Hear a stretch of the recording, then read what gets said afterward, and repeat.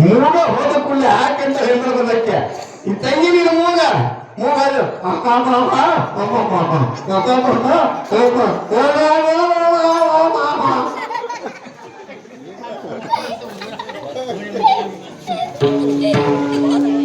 ಈ ಮೂಗ ಯಾರು ಕೊಟ್ಟಾರ? ಎಷ್ಟು ಸಲ ಸಿಗ್ತೀರಿ ನೀವು? ಎಷ್ಟು ಸಲ ಸಿಗ್ತೀರಿ ನೀವು? ಚೀನ್ತಿರಲ್ಲ ಈ ಮೂಗು ಜಿಗ ಹಾಕತಾನೆ. ಮೂಗು ಕೊಟ್ಟ ಯಾರು? ನೀವು ಪರಮಾತ್ಮ. ಕೈ ಕೊಟ್ಟ ಯಾರು? ಮಂದಿರ ಬಿಡ್ಯಾಕ ಭಜನೆ ಮಾಡಾಕ. ಅದಕ್ಕೆ ತುಕಾರಾಮ್ ಹೇಳಿದ್ರು, ಇದೆಲ್ಲ ಸಂಪತ್ತು ಆಸ್ತಿ ಏನಿದ್ದು ಯಾವ್ದು ಬರುದಿಲ್ಲ. ಮೂಗು ಜಿಗದಾಗ ನಮ್ಗೆಲ್ಲ ಹೋಗೋದೈತಿ, ಇದನ್ನ ಬಿಟ್ಟು ಹೋಗೋದೈತಿ.